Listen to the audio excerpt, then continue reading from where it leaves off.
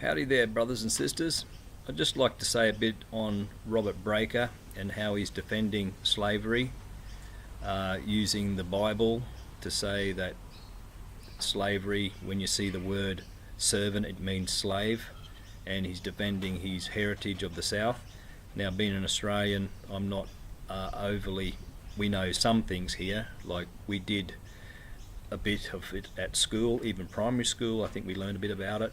And there was a mini-series on television when I was a young kid called Roots, and it was all about slavery, and I guess you would have had the same mini-series in the US.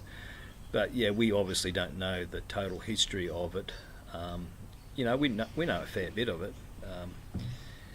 Australia has learned a bit about other parts of the world, a fair bit, but nothing like you guys obviously over in the States. But this is just my take on it. I think it's totally wrong what Robert Breaker is doing.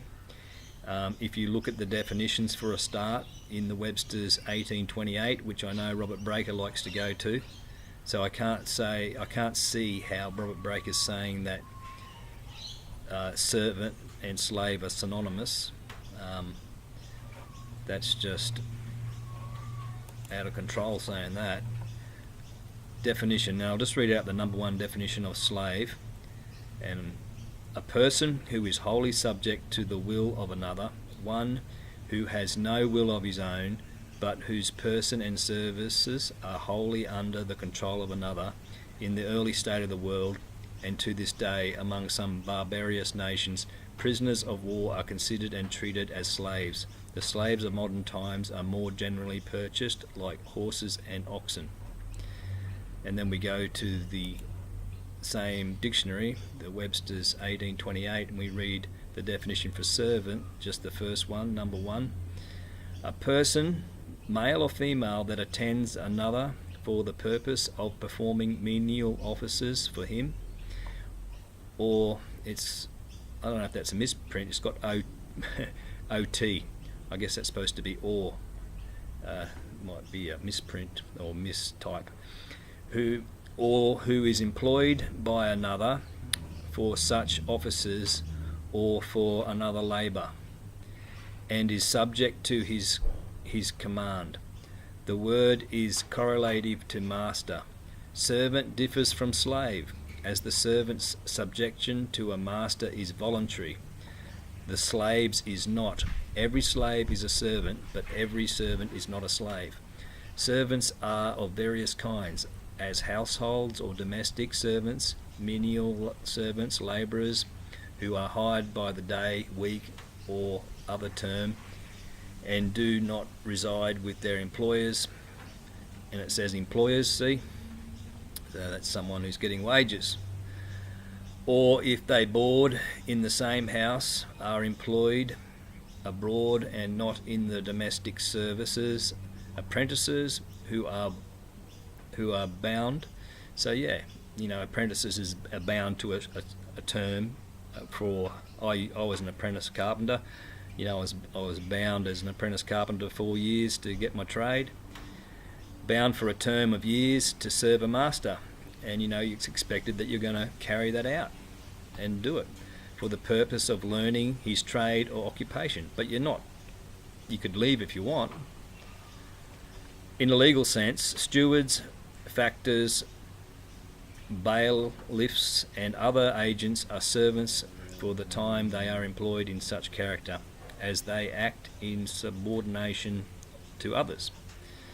So yeah, you can see there that it's a big difference, isn't it, between slave and servant. And Robert Breaker is trying to say that doulos, D-O-U-L-O-S, a Greek word, is the word that is that they translated into servant, which is a Greek word for slave. But the translators go on context, and whatever's in the Bible is meant to be there. You can't change it into a term, a definition of a different word, slave. So Robert Breaker is doing something very wicked, and I'll say that right to the camera. what you're doing, Robert Breaker, is wicked. And it messes up the Bible, the way it relates for us today. So if every time he's saying that every time you see the word servant, it means slave, how are we then to take instruction from the Bible when we read verses like this in Colossians? Colossians 3. And this is, telling us, like in verse 18, wives, submit yourselves unto your own husbands as it is fit in the Lord. Husbands, love your wives and be not bitter against them. Children, obey your parents in all things, for this is well pleasing unto the Lord. Fathers, provoke not your children to anger, lest they be discouraged. Servants, obey in all things your masters. Yeah, servants. That's like employees, as we read the definition in the Webster's 1828. So, servants, obey in all things your masters according to the flesh, not with eye service as men pleasers, but in singleness of heart, fearing God. Yeah, so you're doing it for God. You're being a good employee for God, first and foremost. And whatsoever ye do, do it heartily, as to the Lord, and not unto men. So you're doing it for the Lord. You're being a reliable employee. You're being honest in your job for the Lord. Knowing that the Lord ye shall receive the rewards of the inheritance, for ye serve the Lord Christ. But he that doeth wrong shall receive for the wrong which he hath done, and there is no respecter of persons. And in chapter 4, verse 1, Masters, give unto your servants that which is just and equal. It doesn't sound like a slave. Knowing that ye also have a master in heaven. Yeah, a master who you serve out of your own free will. We serve the Lord, the master in heaven, out of our own free will, not as slaves. So verses like that in Colossians become irrelevant if people like Robert Breaker insist that that's slave. You read the context of Colossians 3, and it's telling people how to behave. It's where we get our ethics, our relationship ethics from. And in verse 22, it's the ethics of an employer to an employee, an employee to an employer. And then, chapter 4, it's the other way. It's the employer to the employee. Treat them equally. Slaves don't get treated equally, do they? Okay, so that's just my take. And it makes the Bible irrelevant for us with verses like that.